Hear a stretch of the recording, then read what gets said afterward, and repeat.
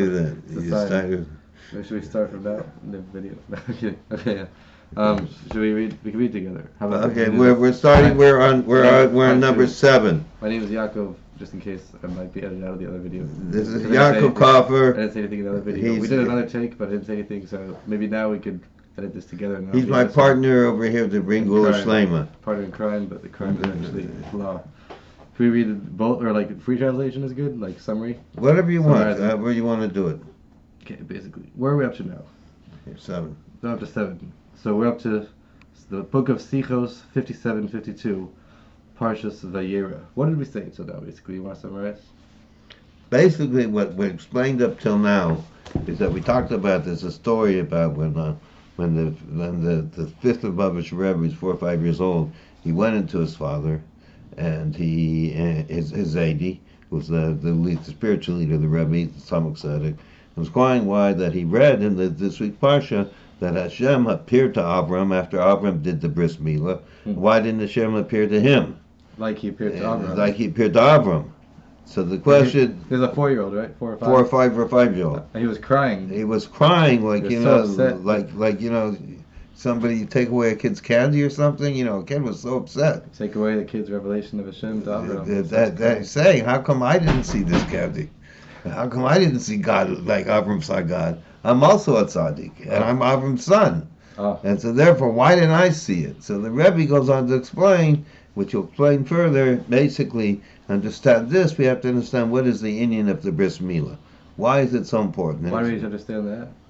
To understand the story, because the answer that is Zaidi, the Tzaddik Tzedek said that when it's a tzaddik of 99 years old decides to circumcise himself, then he's fitting that Hashem should appear to him. But how is that relevant to us? If most people aren't a tzaddik, and most people, even who are a tzaddik, aren't 99 years old, people who are 99 years old also didn't decide. That's the question. That's the question. That was the question. That's the question. The question is, what's the point of the story for us? Yeah, the Torah is a teaching for us. And this little child who's a tzaddik was saying the Torah is teaching us this lesson. He was upset. So the Rebbe said, the Rebbe actually, and we know that everything's for every time in every generation. So when the Tzaddik Tzedek was saying this, it's a teaching for all of us.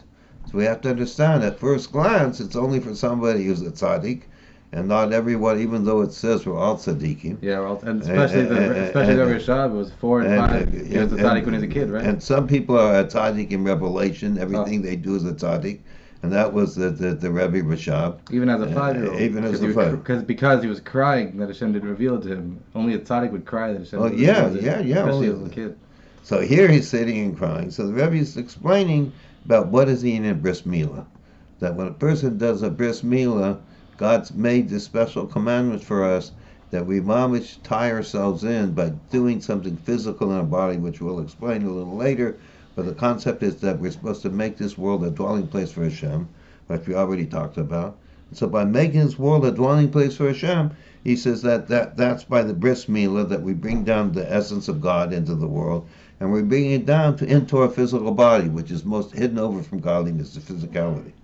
So it says this is what we're talking about. How we brought that the amazing thing of the mitzvah's milah, and that by doing this, not only do it through ourselves to become super holy, but we also make a covenant that we acquire the Holy Land of Israel. What does ourselves have to do with what does that have to do with Israel specifically? He says it because it's a covenant that Hashem, we acquired the land through the bris milah.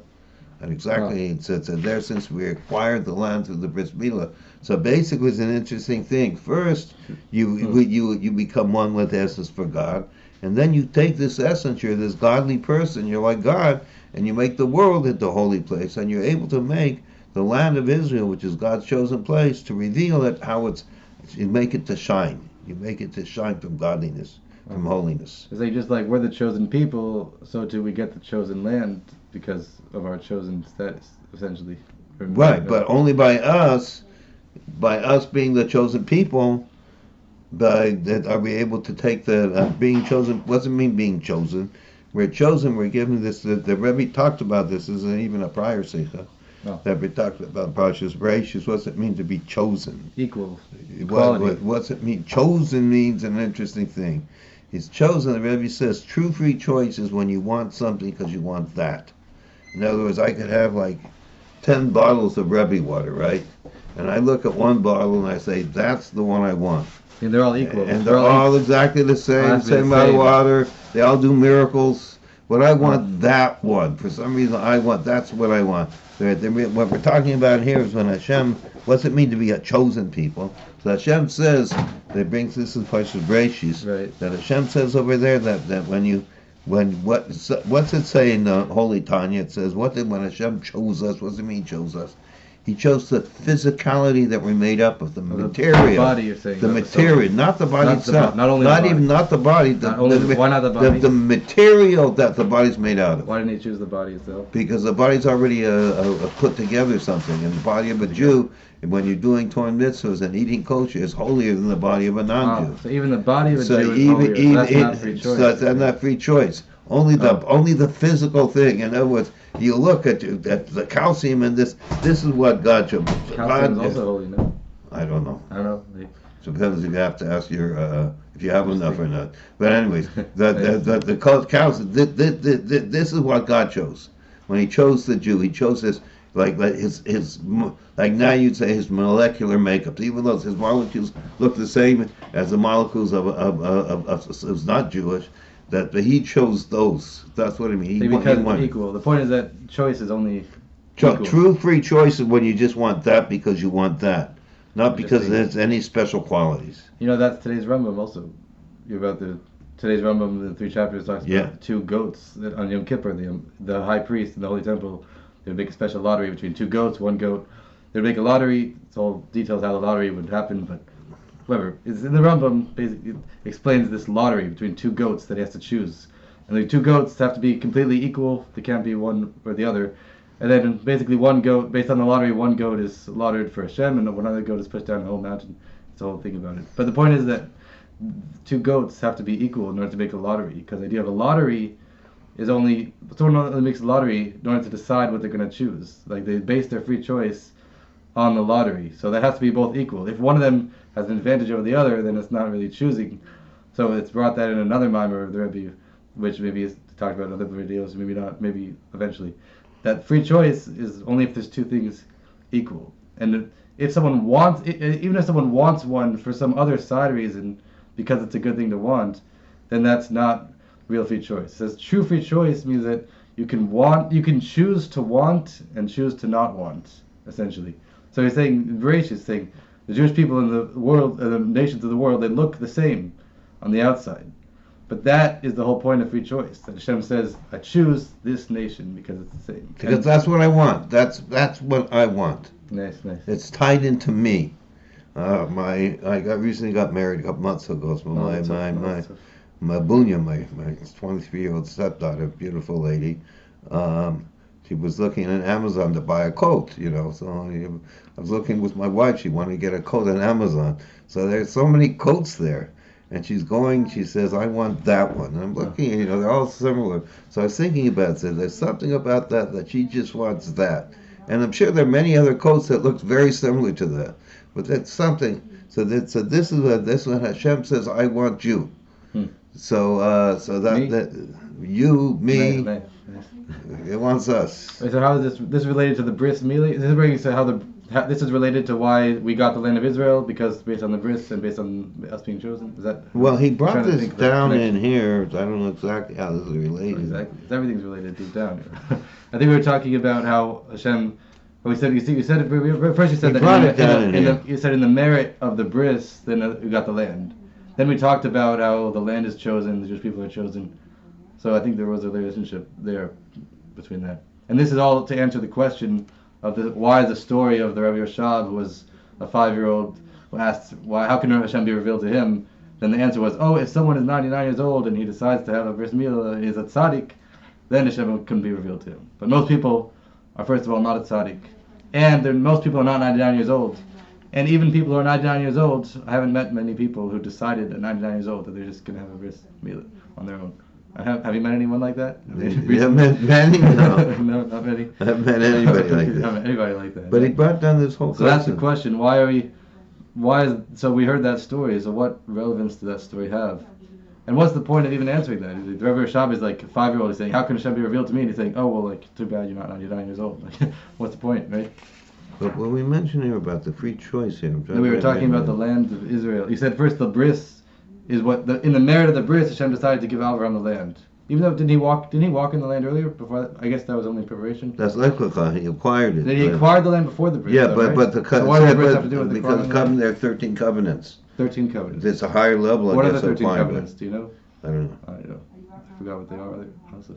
What does that mean, 13 covenants? I mean, that the Jewish people... A covenant with God, covenant with God is we make a special connection with Hashem. But who made these 13 covenants? Abraham made them? Or Well, for the Torah, Abraham made through the mitzvahs of Milah had 13 special covenants. What do you mean 13 covenants that Hashem gave to him while he had the... What does that mean? It means that through doing the bris milah, you have a special connection, 13 super special connections, promises, unities with Hashem. So these are like exactly how they're different than when you have 3 unities with Hashem. That I don't know, but the concept is that because there's many more means it's a very special thing. It's very special. So you're connected to Hashem in very many special ways. Are the covenants the things that Hashem said to Abraham, like this land will be your descendants, and like Hashem promised Abraham a lot of things? Are those like the 13 covenants of the bris, essentially? Yeah. Those are different covenants. And then the Torah was the 3 covenants. We don't know what they are yet. It's in the source. They're different. We'd have to look, but right now, basically, the Rebbe is just pointing out the amazing thing of the bris. Here it is, the dogma Delkim Mamash, the Sovereign Nicholas Benemius, we'll get to it in a second. Stay tuned. We're saying that because the bris is that it's a revelation of the soul, the essence of the soul. The essence of the soul is a portion of Hashem, which is Bilav. And then through the mitzvah... Okay, so this is what we're talking about, bringing down in the physical body. Yeah. This very... We're talking... This is section 6, end of section 6. End of section 6.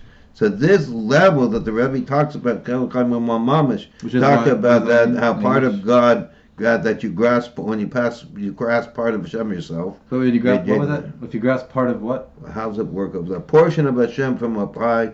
Literally, it says that that's the soul. That's the soul is a portion of Hashem. So when you grasp the whole part of the whole thing, you grasp. When you grasp the part, you grab the whole. So that was the idea. If we grasp this part, we grasp the whole thing. Same thing with Hashem. Since Hashem portion of we're much part of God. We're part of God. So now the Rebbe talks about, we're talking about this free choice. Yeah. The Rebbe talks about how do we get this high level of godliness in us. Which is saying because our soul is part of Hashem. So when you grasp a part of Hashem, which is the soul, then you grasp all of it. And you not only grasp all of it, you become, so to speak, but when you grasp something, you acquire it. The Rebbe says, so to speak, we acquire Hashem. We become a bus. In other words, because we grasp Hashem through the soul? Because we're grasping part of God. We're part of godliness ourselves. The soul is part of Hashem itself. So it says, what's that mean? That when you're that your soul grasps that the essence that portion of God from high, that means that you grasp Hashem through this being part of God. It's the thing. The Baal Shem Tov said, when you take a portion of it, then you grasp the whole thing. So it's saying like, since the you is not only like saying like regular, but it's like when you grasp a part of Hashem through your soul, then it says you become an owner of Hashem in your soul, so to speak. Like it says you become an owner of that portion of Hashem. Of Hashem. Like, and since it becomes. No, first it says when you grasp something, you acquire the whole thing. You grasp the whole thing. You grasp the whole thing, and then it says since we're grasping part of God, so therefore we became the owner of God. How do we grasp part of God? It's the Torah mitzvahs. Is that what it says here? That's what he says. No, that's the soul. He said no. Soul. The soul, when the soul does Torah mitzvahs, that's right. The Daga 90 was the other kind of that this level of God that that this high level, a portion of Hashem literally is clothed and enters into the inner way, into the physical body. Without the physical body. Just when the soul itself. That makes sense. When it comes in, that what's this? The body that appears to be like we're talking about is a true free choice. When it says materialistic aspect, is that referring to the molecules? That's referring to like the behavior of people. No, materialistic is molecules. Nidma If that's how. What's molecules in Hebrew? I don't maybe I don't know. Ta. That's a cell. That was Chumius was different than Gashmius, no? Yeah, Gashmius is already something made. Something made. Like the physical body. Physical body is the molecules, the molecules are the Chumius before the body, put together as the body. Why is It's that? like that's how it works. I don't It know. works. You don't know. I'm not on this all stuff. Yeah. Anyways, So they so say. this okay. So this is what we've been talking about. So let's go further. All right. Where do we end up? What are we saying at the end of 6? The end of 6, we're talking about how that Hashem. What did we say? It says, since the soul is a portion of Hashem, and that soul goes into the physical body, which looks like the other bodies of the nations. But their material makeup is similar to the material of the other nations. Whatever that means, yeah. Yeah. So when the soul goes to each and every person, a yid, then it says then the soul is the life force of the body. So the true life force of the body, of the physical body, is the portion of Hashem above, and then the body itself, which initially looks like other bodies, but since it has the essence of Hashem, which is the soul enclosed in it, and since the soul is the life of the body, then the body itself becomes a holy body, and it's called Adam, which you said earlier. Adam means Adameh, or will become similar to, which Adam was created in the image of Hashem. Hashem doesn't have an image, but metaphorically, different explanations. But the point is, through the soul, which is a portion of Hashem coming in the body, then that reveals how this body is similar to Hashem, because the life force of the body is from the portion of Hashem in the body.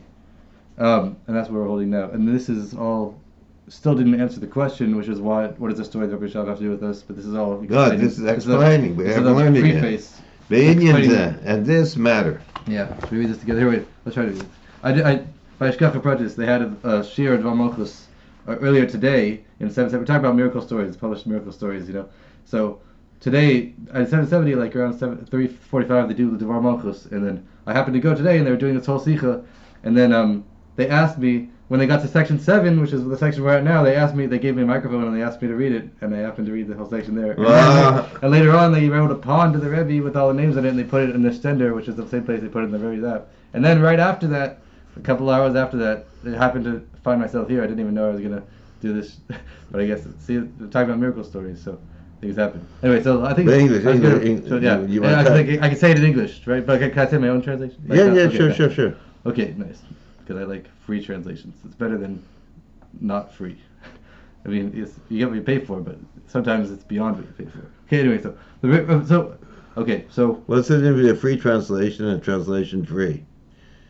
Never mind. Let's go further. Okay, so they were saying that. We didn't mention. We mentioned it briefly, but it says it's touching on the beginning of the parsha. So Hashem appeared to Avraham, which it says. That's the revelation of Mashiach, when Hashem will be revealed in the whole world. Like even Rashi says on the verse that it says, basically, Abraham was sick after the bris. 3 days later, he gets through the painful. So Hashem, it says, the still meaning of the verse says Hashem took the sun out of its shield in order to, what was the reason for that? The sun out of the shield? Yeah, that's the what Rashi simple said. reason was Simple the reason. reason. It says because it should be very hot. Why? Said that because Abram was such a wonderful person, he would run after anybody he'd see walking in the desert and bring him in to give him food and everything. So Hashem said he's just recovering from this meal and 99 years old, and he's recovering from this. I don't want him to have. I'm going to make it very hot, so there's nobody's walking around in 105-degree temperature in the desert. Nice. So that was the reason, simple meaning. But the Chassidus we said earlier, which is even connected to Rashi, it listed in the note. It says the Chassidus vision is from Rashi on the pasuk. It says when Mashiach comes, that the sun is a metaphor for Hashem's infinite energy. But then really, there's a shield for the sun. There's a shield for Hashem's infinite energy, so that the physical world can exist and we could have free choice and all that stuff. But it says when Mashiach comes, it says the sun is going to be taken out of the shield, which is that in the physicality of the world, in every detail, we're going to see how the truth of all existence is Hashem's infinite energy. And it says, when it says it by Abraham, it says through the bris milah, which is the revelation of the essence of Hashem in the physical body, then that creates the revelation of Hashem's infinite light in the whole world. And that's why it says that's why Hashem took the sun out of its shield, because not only the physical sun out of its shield to make it really hot, but also like through the bris milah that was a preparation for the giving of the Torah, which is where the physical becomes merged with the spiritual. And that was all the idea of the sun being taken out of shields. That's what we're saying here in section 7. This idea that the revelation of Hashem appeared to him, and which that idea of Hashem appeared to him through the bris milah is, and we said from Shulchan Aruch earlier that every bris milah is the entering of the godly soul into the body through the mitzvah of milah. This is a quote from Alter Rebbe Shulchan Aruch. We said earlier that every bris milah, every yid, not only Avraham, but at the beginning of every bris milah says that creates the essence of Hashem's soul, of the soul, which is a connection with a portion of Hashem, to enter the physical world. And that's the idea of Hashem appeared to him. Not only, and it says appeared to him, not only to, it doesn't say appeared to Avram, it says Hashem appeared to him. We'll get to there anyway. So this idea of Hashem appeared to him through the bris milah, which is the godly soul entering the body and causing the body and the whole world to be revealing Hashem's light. This is expressed in the general life of a person, even in his young age. I guess we were talking about the Rebbe Shav as a young age. As a child. So no, go understand. Let's see what he says. Yeah, I'll explain it. So, okay, first of all, it says, how does this have to do with a person's life? The recognition of Hashem, which is, we said there's a concept that the luminary is revealed. So even little kids know that Hashem exists because Hashem is a luminary that gives light to everything, light and life, and the luminary is revealed everywhere. And therefore, even little children know that there's a divine being found everywhere. That means the luminary revealed means God is revealed everywhere. Everywhere. That's why even little kids know about it, even if they don't consciously know, but they know. And even more than this, that even by little kids, there's an even greater recognition than adults, like it's understood from that which is known. That it says even a really great person said that when I pray, when I daven as if I'm like a kid. Like he's like saying like kids just daven to Hashem, they don't know any deeper meanings. They just say, okay, I'm davening to Hashem. So even the greatest tzaddik says like I'm going to daven just the same way a kid davens. So since a kid is too young to understand the deep concepts in Sephiros, which we said, you talked about Sephiros yet? Maybe. No. Whatever. We'll get. You can look up Sephiros. It's essentially the deeply. Yeah. Sephiros is the way that talks about Chassidus and Kabbalah, how God reveals Himself in the world through different levels. Oh. Like you have kindness, there's Chesed, Gevurah. Like Hashem is kind to us, Hashem is good. He reveals Himself different ways. Hashem, it just like a person has 10 powers of the soul, and each power of the soul is like one level is His kindness, one level is severity. Explains about it. Hashem also, that's how He reveals Himself through the world. He reveals it through 10 spheres. So it's like it's essentially like the way Hashem relates to the world, the method through Hashem. Right. Nice. So since we didn't understand that, that's the whole point. The kids don't understand that, but the kids still pray to Hashem. They don't pray to like the deeper Kabbalistic energies, which is the spheros is only the outer aspect of Hashem, how Hashem reveals Himself, but not the essence. So when the prayer is for like a child, then the tefillah is to the essence of Hashem, and even more than this. So not only regarding spiritual things is the recognition of Hashem more by kids, like tefillah, like davening, rather, even in physical things, like eating and drinking, like it's stressed, even by little kids, the idea of even kids in the physical matters, they recognize Hashem more, because when we educate little kids, we educate them to say birkas, to say the blessing after eating, in a way where they understand that they need to say a blessing to Hashem on the physical food. It's meaning like even in physical, not in spiritual matters, even in physical matters, kids have an advantage over adults. They understand you have to thank God. Simple. Yeah, they understand when you say it's time to thank God for the wonderful things He did to you. A child understands this, even though he doesn't understand more the deeper concept, how God reveals this way, that way, how different things work. In other words, it's like a guy, he gets into the car, he doesn't know anything about how to make up the car. He knows to turn on and drive the car. Hopefully he knows how to drive. He knows like the street. Well, no, this case, this guy knows how to drive. This guy knows how to drive. But he doesn't know how the car works. He doesn't know how the engine works. He doesn't know anything. All he knows is you turn on this, and he knows how to drive. He knows that he gets in one place to another. Nice. A child knows also that Hashem is here. And that's all he has to know, how to talk to Hashem and be one with Hashem and make Hashem happy. He doesn't know anything else. Anything else? No. That's nice. Okay, so how do we... So now there's a special quality because he's just totally connected to Hashem. In another place... In another place the Rebbe talking about how a poor person, his prayer is right before Hashem. So what's he say over there? It's a very similar as opposed to a rich person. What's a rich person in this parable? And this thing, a rich person is not somebody who studies Kabbalah, who learns to understand. Saying rich is not only physical money, is physical. Rich is also in physical. Knowledge. So how does that do with the king? A rich person could be when he's going to see the king, he's excited over the king's palace and all the entourage and all the glory. This he's excited about because he knows this is he understands that royalty is something special. So he sees this and he's, wow, this is amazing, this is amazing. The poor person has no idea about gold, silver, he's like a child. All he wants to do is speak to the king. Well, just wants to speak to the king. So this same thing, this child doesn't understand how God recreates. If he's talking about it, which I don't understand, because my child's such a way. But so he doesn't understand these different levels, and he doesn't understand how God is creating the world like this every second. This and none of that. He every just second.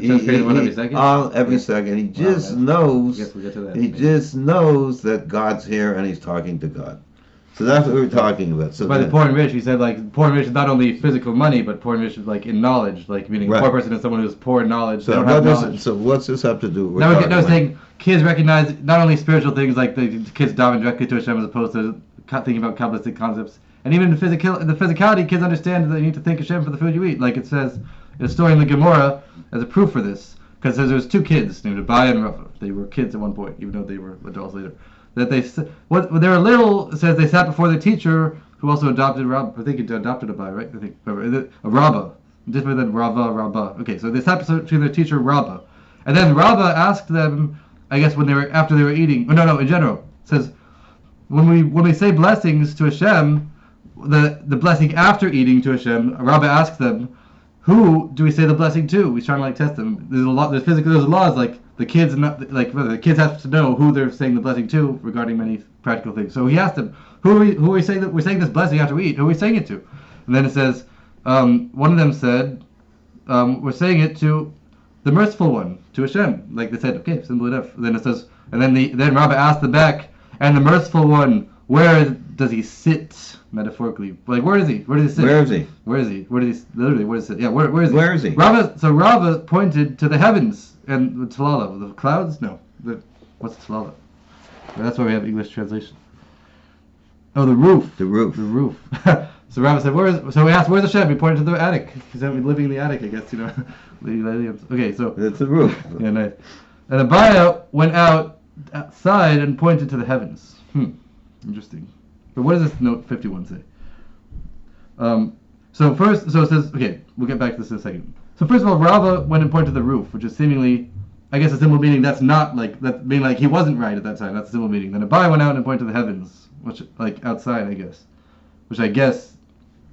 He just wanted to say what? Okay. What is it? What does the Maharsha say in note 51? So this is what they said. It says, Maharsha is explaining it, that when they first said that when he first asked them who he was praying to, and they said we're praying to the merciful one, it says it's possible that they still didn't really know who they were saying the blessing to, because they didn't know who is the merciful one. I guess they were just taught to know, like, some merciful one. I guess, I don't really know what that, I don't know, go on. Yeah.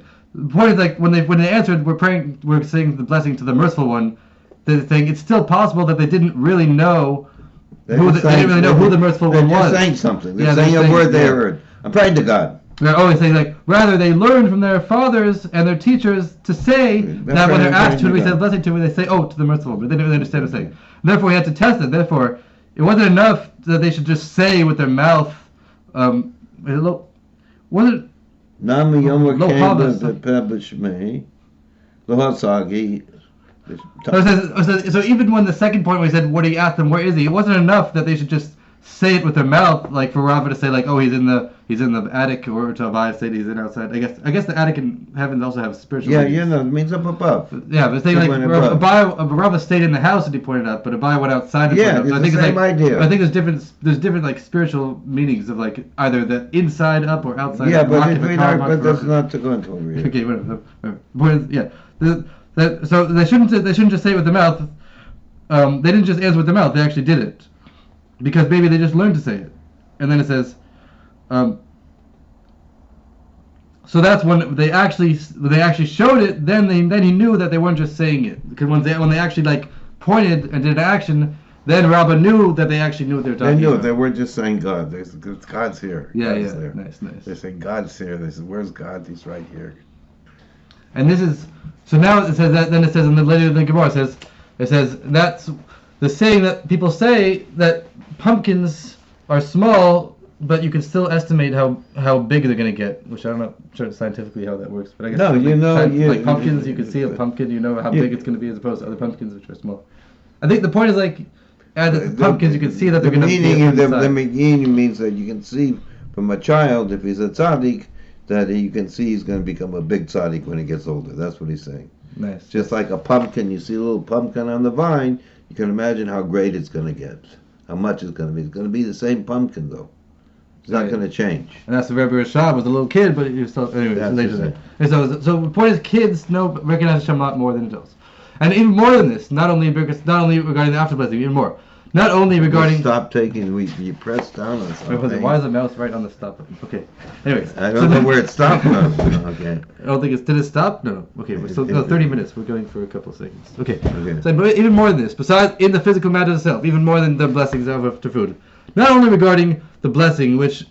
not only regarding food, not only do kids realize how food is from Hashem, and the food gives life to the body and becomes blood and flesh like their flesh, meaning that's like a reason for why it's obvious for kids that food is from Hashem, because it becomes part of them. Rather, even regarding physical objects that they have in their house, the kids realize how they relate to Hashem more. Like it's stressed in the mitzvah of having a mezuzah on the doorpost.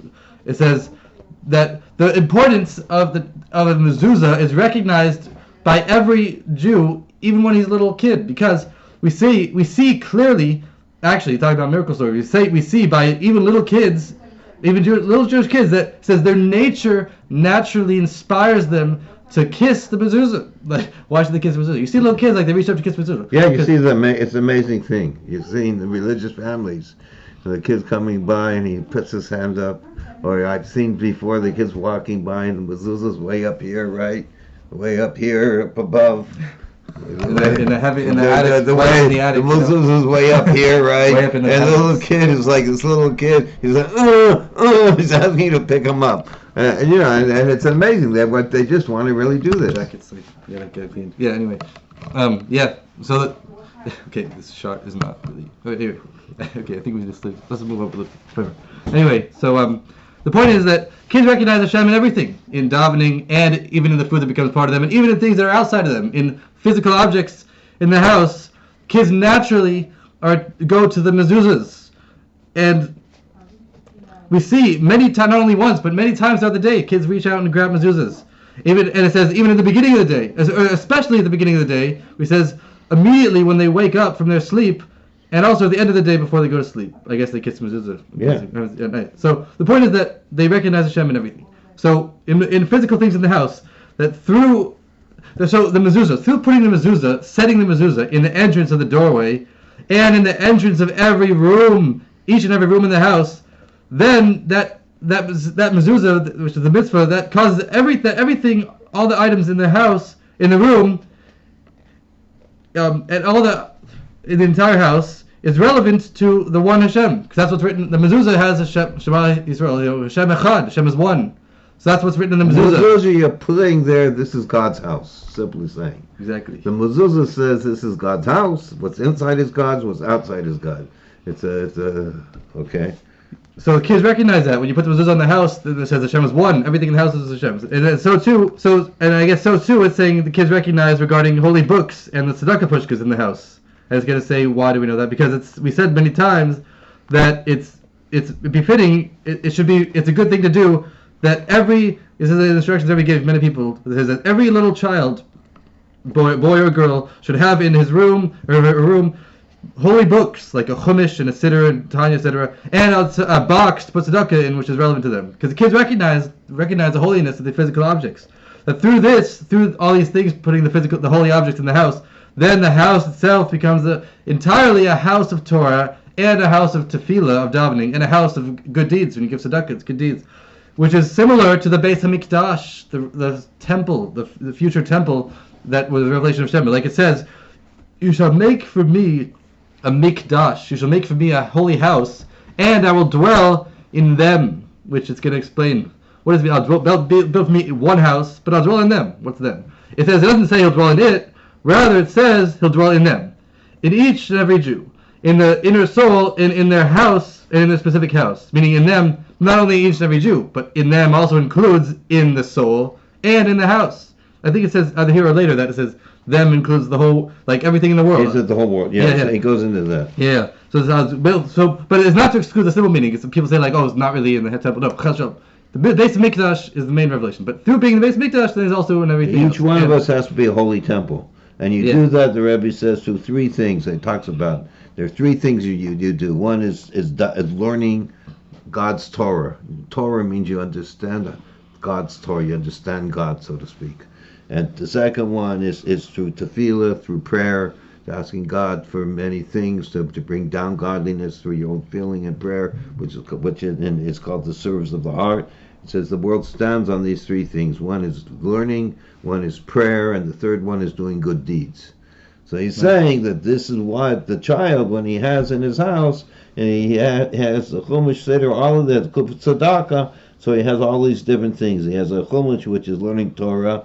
He has a kupat tzedakah, which is a charity box. And that's the idea of doing good deeds. And I guess his putting his hand up to kissing the mezuzah, maybe that's tefillah. Maybe that's tefillah, or when he prays to God, maybe that. I don't know, but it's the like siddur. We said the siddur is tefillah. The siddur is tefillah. Praying to God. The mezuzah is Torah, no? The Torah might be action. I don't know. But Sefer Hasichos, the book's the Torah. Let's go further. Anyway, the point is that he's in the base of Mikdash. First of all, people shouldn't think he's not in the base of Mikdash. The base of Mikdash is the main revelation, but from the base of Mikdash goes to the whole world, and vice versa. Through Hashem dwelling in us, he dwells in the base of Mikdash. Anyway, I just want to point it out that today, as he said, he just happened to be in there, and this was a section that he's giving over, that he taught in front of 770. Yeah, they're saying and when I sat to him to finally say, because this is the first time we're doing this, we haven't done this ever before, I said, well, why don't you start here? Yeah, and it just happened to be that today he happened to be reading this and gave this over. That's what I say. I know he mentioned it. I just wanted to mention it. Not only that, but at the end they had a pond that they wrote to the Rebbe in the Stender, which is the place where in this app they write to the app, and then he writes the letter in the Rebbe Stender. At the end of the shir, it says they asked me to write my name, and they had everyone in the shir wrote their name, and then they put it in the Rebbe Stender right after that. They put in the Stender? Yeah. Oh, really? Yeah. Actually, they gave them the open, or they did themselves? I didn't see them do it, but I'm pretty sure that's what they were doing. They said there's the pond of the Rebbe. I'm pretty almost certain they put it in the Stender. They have everyone wrote the name on it. I wrote my name on it, and then everything. And then I was like davening to Hashem, to help me to spread chassidus right after that, and then right after nobody knew about putting stuff in the Stender for years. I just this is another thing. Is in general, this is the thing that we have to look at. Is that it's well, why don't we finish this paragraph? We have like 1 second left. Finish one paragraph left, which is a pretty important paragraph. It's all good, but it's all important. Anyway, so the point is that the kids recognize Hashem a lot more than adults, and through giving kids tzedakah, pushka, siddurs and stuff, and making mezuzahs in the house, then that turns the house into a base mikdash, and the base mikdash says, "I'll make for me a mikdash, and I'll dwell in them." Through making the house, Hashem will dwell in each and every Jew, and in the souls, and in everything in the house, and it's going to stay in the whole world. Anyway, so it's interesting though. You have this holy child. Yeah. And you're talking whether every child or every child. No, every child is a holy child. Every child is a holy child, and by him giving the tools, which is giving him a mezuzah to pray, and giving him food, telling him he should thank Hashem, and giving all these things, then he reveals this holiness of him. Oh. And he takes this holiness of him, and he takes his holy being, and he's able to make a holy temple for all of us. And this is like, for us, we're all like little children nowadays, this generation. We don't have the brains of understanding like they did. And so that what God gave us is all these simple things, that by doing this, just like a child, we're able to make this place a holy place, which the Rebbe says we've already made it prepared, but we'll say later, to bring Geula Shalema, everything's done to bring complete redemption. So this is why this is the whole, everything the Rebbe talks about, that's the end point. So this is how we say. So let's go further. So it says every kid that makes the holy temple in their own house through, we said, the Tzedakah, Pushka, etc. And from the house, the Hashem's infinite energy goes out into the one's portion in the world and in the entire universe. Like it's stressed that the mezuzah is in the entrance of the house and in the part of the, when you put a mezuzah, you put the mezuzah in the part of the door that's closer to the outside. Meaning when you go from the inside to outside, you pass by the mezuzah which says Hashem is one, to make that not only is Hashem one in the house, Hashem is also one on the outside, in the whole universe. And it says, to show that the effect of the mezuzah and the house also goes to the outside, and specifically through this, that the person goes from the inner holy house to the outside, like it says, Hashem will guard when you go out and when you come back in. So when you go out, Hashem will guard you. This is a verse in Tehillim. So when a person goes out of the holy house, when a person is completely taken over with the whole idea of the mezuzah, which is this is a quote from the Rambam. It says every time a person goes in or goes out of the room where the mezuzah is, one should yifka, which means like touch or at least recognize the unification of Hashem's name, which is in the mezuzah, and then through doing that, one remembers Hashem's love to us, and then he knows that nothing can stand in one's way. And it says here it says in English, every time he comes in and leaves, he will notice the unity of the name of Hashem, and remember His love, and know that there's nothing that stands forever and ever aside from the knowledge of the Creator of the world. Right. Hashem, the knowledge of Hashem is the only thing that stands forever and ever. And that's when you recognize the mezuzah, that was Hashem's name, the unification of Hashem is one, and everything. That's you recognize that the only thing is Hashem, knowledge of Hashem, and that's eternal. And so that's what whenever someone passes by mezuzah, that's what they should think. And then one becomes permeated with that knowledge when they go to the outside, and then one takes this energy and brings it into his service in one's portion in the world to make the entire world and the entire universe the land of Israel, like it says in this known statement, which is from the Rebbe Rayatz, that we should make here outside the land of Israel, Eretz Yisrael, until not the entire world is made Eretz Yisrael. That the entire land, which means it's saying practically means that in the entire land it should be recognized in a revealed way how the entire world is related to the Jewish people and the Torah, like it says. The name Yisroel in Hebrew is, if you take the letters acronym. of the name, acronym. Take the acronym of the word Yisroel. Yeah, hopefully, yeah. If you take the acronym of Yisroel in Hebrew, it says, and you read it, it says that there is 600,000 letters to the Torah. It's a Hebrew phrase, meaning and everything is a dwelling to a place to Hashem. Like Rashi says in the beginning of the Torah, that it says, Bereshis bar Elokim eth Hashemay v'asartz. In the beginning, literally they translated to, in the beginning, Hashem created the heavens and the earth. But that's really not the translation. It means bi, usually in. It also means bishvil, like for the sake of two beginnings, Hashem created the heavens and the earth. For the sake of two things that are called beginning, which is the Jewish people and the Torah, as it explains in other places, Hashem made the whole world. So it's saying, here, whatever, it's related, that the whole world is related to the Jewish people and the Torah. And that's through making it one's personal house, a mikdash for Hashem, then we revealed that in the whole world. And it says also regarding the Rebbe, I guess we didn't get to the Rebbe Shav yet, but whatever. Because Rebbe Shav was a kid, maybe that's related. Well, maybe that's kind of related. But it says, another place says the whole lesson for the story of the Rebbe Shav was that regarding chinuch, it says education, it says the kid, Rebbe Shav was only 4 or 5 years old, but he still was able to be affected. He was crying to the extent that Hashem didn't become revealed to him, just like he became revealed to Avraham. Saying nowadays, it says the nature of kids is that they're tzaddikim, like the nature of kids that they want Hashem to be revealed to them. But except if someone doesn't see that, practically that's only the fault of the educators. So it says our job, the main thing is in chinuch is to make sure the education of the kids, the kids themselves naturally want to be connected to Hashem. But the job is on the educators to make sure how do we actually do that. How he knows it, how he sees it, how he feels it, to bring that out. Yeah, how do we educate the kids? That's the natural being of a child. You see that when you go, and a lot of these children around there, and especially when they have a really good teacher, and the kid just wants godliness. I was thinking about the story when I had a story in my house once that there is, that in Shabbos we're not supposed to have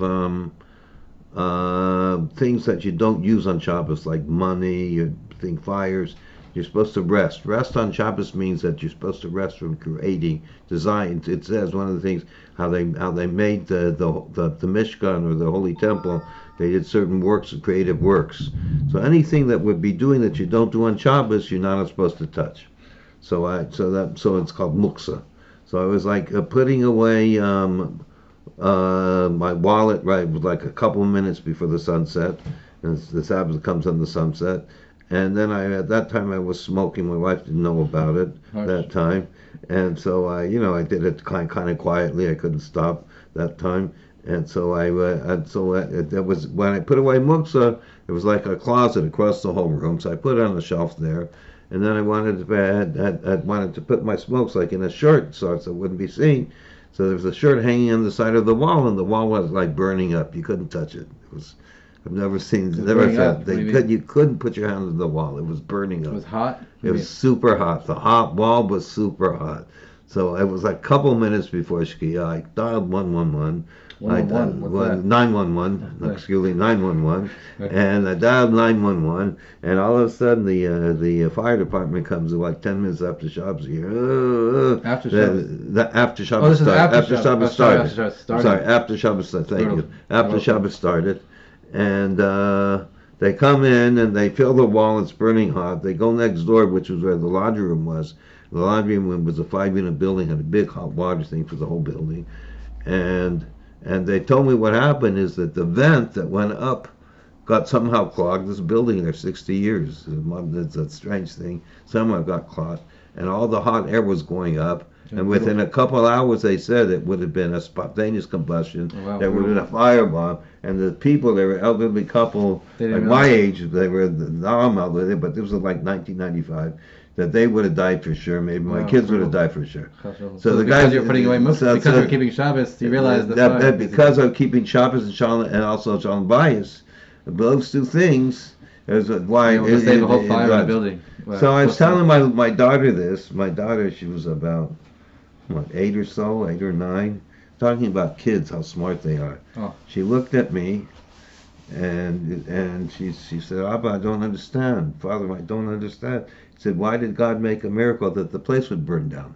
That the place would that the place was going to burn down. Why did we have to have this miracle? Why did you have the miracle in the first place? To save it. Why did Hashem make it? No, that's the concept of redemption. Redemption is we don't need the negative anymore. Right. She was saying, why did he have to have this in the first place? Why do we even have to have the possibility of this is a little child. So then the children are very, very holy. Did you answer?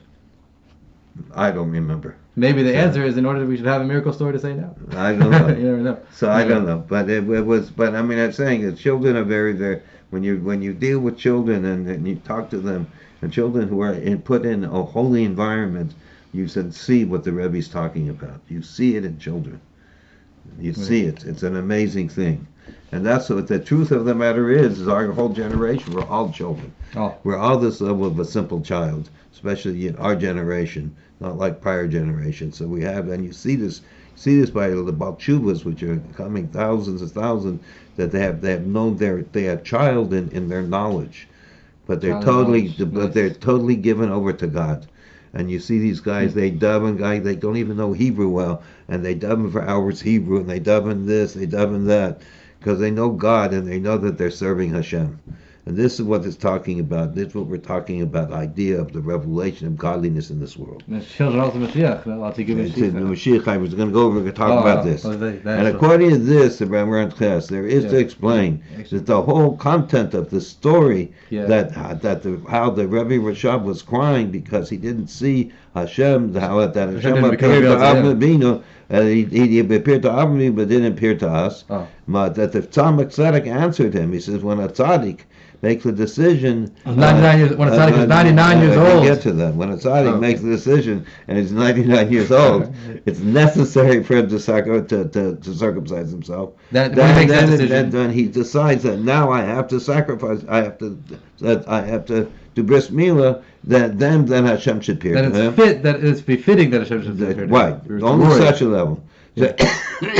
So we understand that the time it says that the whole concept and discussion over here, it wasn't reference to the Metzias, to the existence that Hashem did appear to him. He knew that Hashem did appear to him because he had mitzvahs milah, the revelation. I think every Jew has. But that a person should actually see this. In other words, somebody could give you $1 million, and if you don't know about it, you don't know you're a millionaire. So if Hashem gives you His essence, and you don't see it, so you're upset. You want to feel it. He's saying, I want to feel this. There's nothing more beautiful and more wonderful to feel Hashem's essence and Hashem's being. And I have it. It's in me. I did the Mrs. Mila. I wanted, but I don't see it. Why is I don't see it? So now we're going to answer that. Do you think that every person really has the really has it? We're going to answer it. Listen. But Metzias, the existence that it says and it appeared to him, which is the manifestation of the divine presence and its resting, exists in each and every Jew and Jewish, that through the circumcision, which then the holy soul enters into him when you circumcise a portion. What's it mean, the holy soul? A portion of Hashem from above, literally, that God is actually part of you. That through this it is accomplished for him that the recognition of godliness that is drawn down and permeates also his physical matters and his portion of the world. Let me translate this one. That through Mila, that as Nicholas above, and then through Bris Mila, his divine soul enters him. It's a much part of God himself, and through this, it's made by him that he recognized the godliness. That this level of godliness is also permeated into worldly matters, like we talked about above. That the chiddush by Abraham was that which Metzias said that this Metzias that Hashem appeared to him, that he saw it. He saw it. Shemra b'pol b'giloi, that a mamish saw in actuality. With dwelling, and he experienced Gula. He experienced redemption. So every person, every person, we're in this level. Very interesting. The Rebbe is saying that every person, we're this level, but we don't see it. Which level? God gave us his inner essence. Oh. And we're part of God's inner. We're part of God. Like God, before we own God, different levels he's talking about.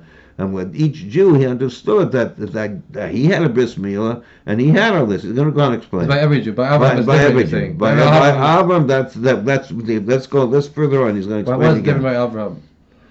Well, Abraham also was the same, but Abraham worked on himself for 99 years. And then what? And so therefore he merited to see it. So he could see it. He could see it, right. Uh-huh. But he and the crying of the Rebbe Yeshua near Hashem El Avram Avinu Balanu Eno Nira. Why did Hashem appear to Avram Avinu, but he didn't appear to us? He didn't say just to him. Interesting. He says, why didn't he appear to us? All the Jews, me, you. He's crying for all of us. He's not just crying. He's the tzaddik. He wasn't just saying, why didn't he appear to me? Why doesn't everybody see him? Shalanu Eno that he doesn't appear to us like he appeared to Abraham. Like he appeared to Abraham. Open Shagam Azenira es Agilut in a way that we should also see that Hashem is part of us. We should see we're part of God. We should look at another Jew and see, and I'm complaining, I don't see how this guy's part of God. That's the reason. I know why you don't see it. I see. The Rebbe Shah is complaining he doesn't see it. Well, maybe I do see it, but you do see it. Okay. Well, you're not supposed to tell everybody everything. Not everything. Only half. Only half. Anyways, according to this, it fits. What's the language? It says, "Nira." Why is it that Hashem appeared to Avram Avinu? It says, "Our Father." Nira. Why is it? What's it mean, our Father? Was that in English?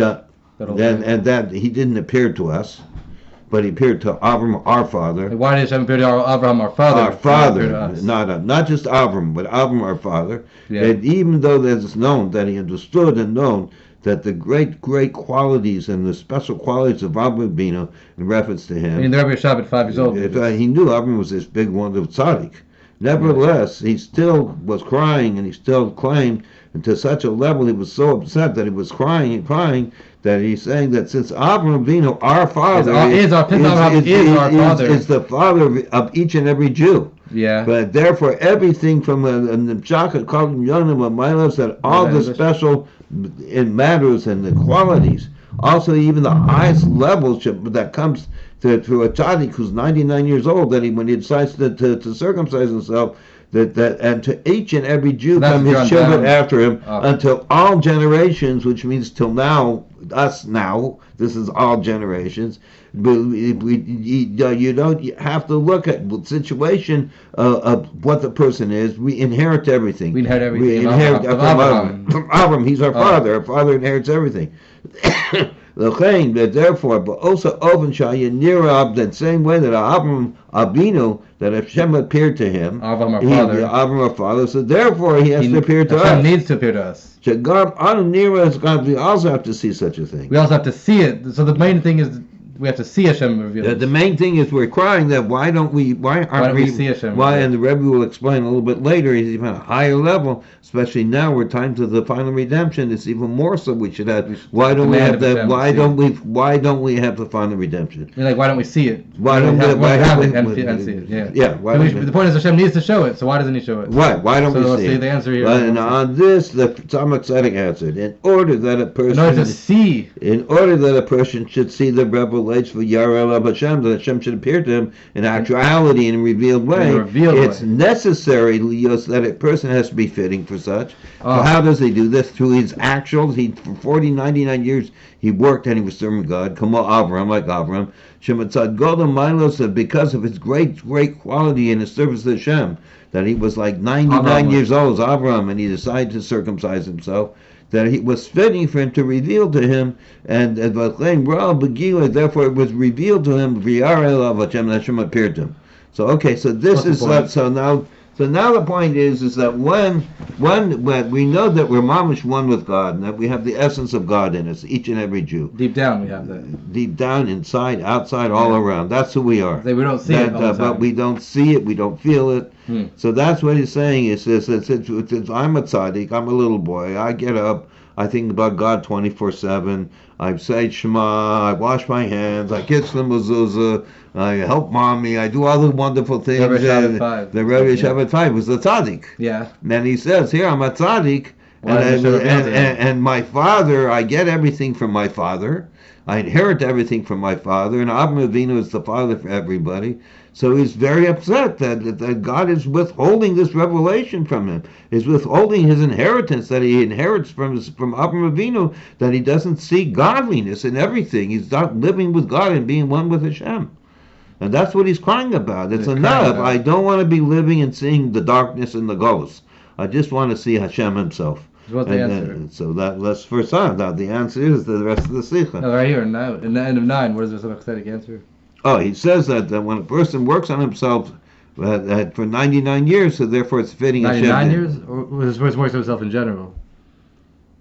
No, he says you need to be fit for this through the service. Like Abraham, because of his great advantage, which was, and then this is like a side point, which he was 99 years and he decided. Right. Then Abraham became fit to have Hashem revealed to him. So just like Abraham became fit through his service, we also have to have service. Right. But it doesn't say how much service. So we're gonna start the next section. We're gonna cut off here because it's already an hour, and that's what we're gonna do with the next one.